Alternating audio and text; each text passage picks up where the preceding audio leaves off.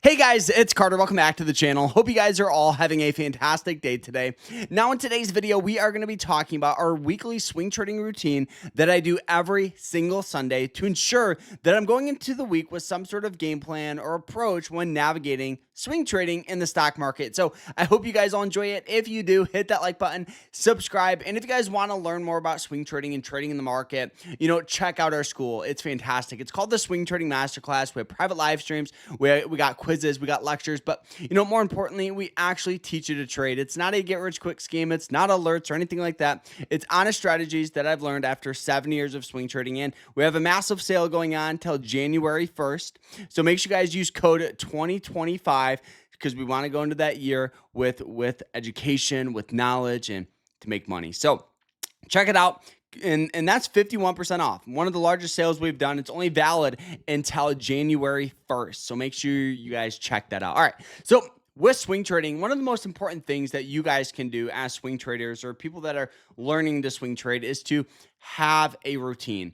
Every single Sunday, I go in and I evaluate stocks that I'm holding, stocks with opportunity. I go in and I set alerts at possible entry points. I make sure I review my stop loss, so I understand everything about the week. I always try to imagine, because I used to play football in school, and I always imagine trading very similar to sports, right? If you go into a sporting game with no playbook, no plan, what do you think is going to happen? You're going to lose.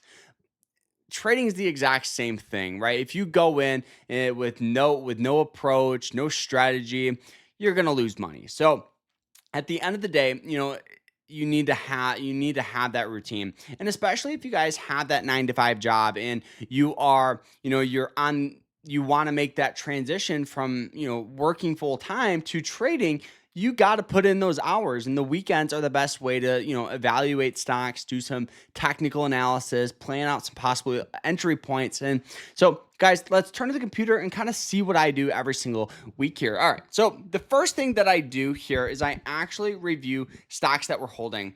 So as of right now, we're in on one position. We had a great week last week, taking trades on Nvidia, the S&P 500. We took a nice trade on, and we took a nice trade here on Berkshire Hathaway. And you guys can see one of the main reasons why we bought it is it had this nice trend line. We'll remove these moving average lines, and you guys can see this nice trend right here, right? So it hit this point several times, establishing good support, sold off. We actually bought in, honestly, a little too high.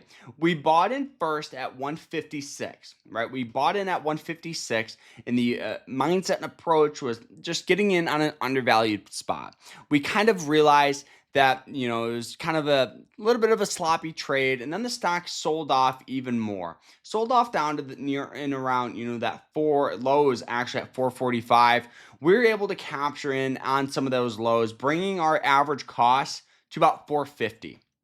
Now, the reason why we got in was purely on the trend line, undervalued, and on top of that, we saw this huge sell-off. And I'm a huge believer in Berkshire Hathaway. They hold, they're one of the most profitable companies in the United States. They carry hundreds of billions of dollars in cash. So if we're going to go through a recession or crash, I would like some Berkshire Hathaway, just given, the sell-off here. So stock sold off, and it did find some nice support here. Okay. You guys can kind of see where it had this nice little breakout. We can actually, draw out like such. Had that nice little breakout. Now it's forming this new trend line, and that's where we're keeping our stop loss. So going into the week here, we're keeping our stop loss right now near and around that 443 or 453 area. So either way, we're profitable. If it continues to rally on this trend line, fantastic. If it doesn't, that's completely fine.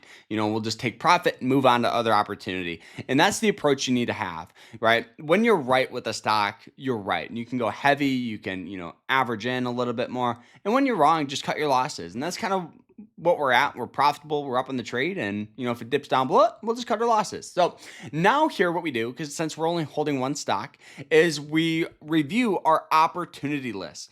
So opportunity is stocks that could have potential. We'll bring back these moving average lines so you guys can see it a little here. So with trading here now, every stock on your watch list isn't going to be a trade. you kind of start planning out these entry points. So, we'll look at the daily here and you guys can kind of see, this stock here had that nice trend line. We pretty much stated that we're not going to trade this one, but we would like to see how it reacts, right, to this trend line. And it reacted pretty well. This was just more of a fun play here. All right, so now the rest here, I believe, carry a lot of, or some potential here. So RJ here, what do we notice, right? The stock is trading near and around that yellow line. Each and every time it hits that, we do establish some good buying pressure, right? Look at in the past couple of months here and a little bit here. So recently sold off here near and around that 36 mark. So now here, when we're breaking out this trade, if we enter here, we keep our stop loss just below this moving average line, down about 4%. That would give about a 2.23 risk versus reward, which is relatively decent. Ideally, we want a 3-to-1 or higher. But at the end of the day, looking at this here, we do have, let's see here kind of how this trend looks. Do have, a little bit of a trend kind of like this, right? Where it hits this. So now I think the approach would be some sort of breakout above like 36 to 37. So now we're just kind of planning out, you could throw an alert here. This would be like a C, on a scale, C plus here. Then we got E and B here is looking relatively decent here, starting to break out above these moving average lines. So now here you could enter near and around 41.73, keeping stops here below 41. We'll plan this one out here a lot better. So if we can get in near and around these moving average lines, keep our stop loss just below it, right? We could keep it we'll put it about almost 1%. For a push up to these levels is a 5-to-1 risk and reward. So now here, this would be a trade that I feel very comfortable taking, because with this type of stock, you could be wrong several times and still make money. And guys, for those of you that ask, this broker I use for my trading is called Moo. I'll put a link to them down below. You guys can get up to 20 free stock just by signing up with them. So make sure you guys sign up because they're awesome. All right, now here we got another one, GNRC. GNRC here, looking at it, huge trend line. Definitely would want to get in on a breakout of some sort like this. So pretty much above like $58 to $60 for a possible breakout. You guys can see it does have that nice trend line like this. So this one here does look good. I think we'll get some buying pressure out of this here in the next couple of days here. But I also think that the stock is starting to form, a little bit of some nice support here going in this direction. So some consolidation could represent a little reversal point.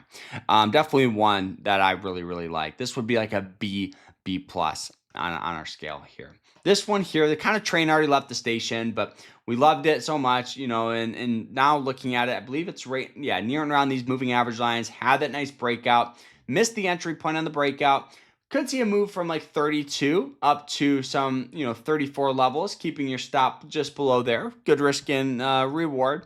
So this is what you guys start to do, right? You're breaking down these plays, you're throwing some alerts in.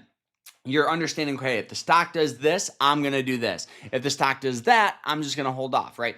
This is how traders think. They go in every week and they plan it out. If you go in and you go, oh, maybe I'll buy a stock. I don't know.